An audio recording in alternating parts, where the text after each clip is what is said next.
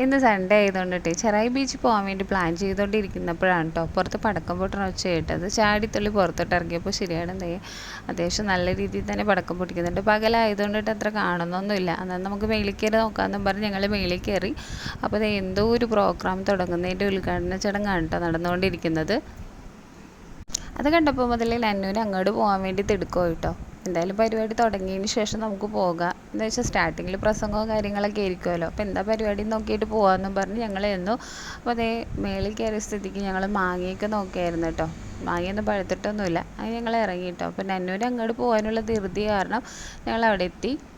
ഇപ്പോൾ സമയം ഏകദേശം 6:30 മണിയായിട്ടോ. അങ്ങനെ ഞങ്ങൾ പരിപാടി സ്ഥലത്ത് എത്തി. നോക്കിയപ്പോൾ നിറയെ ആൾക്കാർ കേട്ടോ. നിൽക്കണ്ടേന്നുള്ള മടിയിലൂടെ ഇങ്ങനെ നോക്കി നിൽക്കുമ്പോഴാണ് ചേട്ടൻ 2 ചെയർ എടുത്ത് തന്നത്.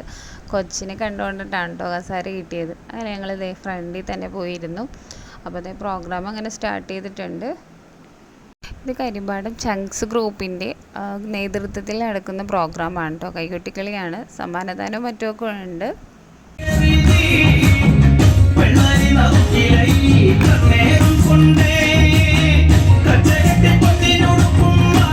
2-3 പ്രോഗ്രാം കഴിഞ്ഞപ്പോൾ തന്നെ നന്നു വീണ്ടും തുടങ്ങി കേട്ടോ. വീട്ടിൽ പോവാമെന്ന് പറഞ്ഞ് സ്ഥിരം പല്ലവി തന്നെയാണ് ഇവിടെ പോയിട്ടുണ്ടെങ്കിൽ അധികം നേരം ഒന്നും ഇരിക്കുമൊന്നുമില്ല കേട്ടോ. അങ്ങനെ ഞങ്ങളതേ റോഡ് ക്രോസ് ചെയ്ത് വീട്ടിലെത്തിയപ്പോഴാണ് നമുക്ക് തറവാട്ടിൽ പോകാമെന്ന് പറഞ്ഞിട്ട് നേരെ തറവാട്ടിലെത്തിയ ഉടനെ അടുക്കളയിലോട്ടാണ് പോയത്. അപ്പോൾ അമ്മ പറഞ്ഞു ഫ്രിഡ്ജിൽ ചോക്ലേറ്റ് ഉണ്ട്. ഞാൻ ചോക്ലേറ്റ് എടുത്തു. പിന്നെ കൂടാതെ അമ്മ ഞങ്ങൾക്ക് മാമ്പഴമൊക്കെ മുറിച്ച് വെച്ചിട്ടുണ്ടായിരുന്നു. മാമ്പഴമൊക്കെ പെട്ടെന്ന് തന്നെ കാലിയായിട്ടോ.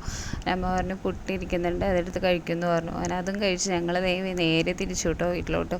വീട്ടിലെത്തിയപ്പോഴാണ് നമ്മുടെ പരിപാടിക്ക് ആരാ ഫസ്റ്റ് കൊണ്ടുപോയെന്നൊന്നും അറിയണ്ടേന്ന് വിചാരിച്ചതേ. അങ്ങനെ ഞങ്ങൾ വേഗം അങ്ങോട്ട് പോയി. അപ്പോൾ ഏകദേശം പരിപാടിയൊക്കെ കഴിഞ്ഞിട്ടോ. തീറ്റി പിന്നെ ഫസ്റ്റ് കിട്ടിയാന്ന് പറഞ്ഞു. അങ്ങനെ ഫസ്റ്റും സെക്കൻഡൊക്കെ കിട്ടിയവരെ കണ്ടു.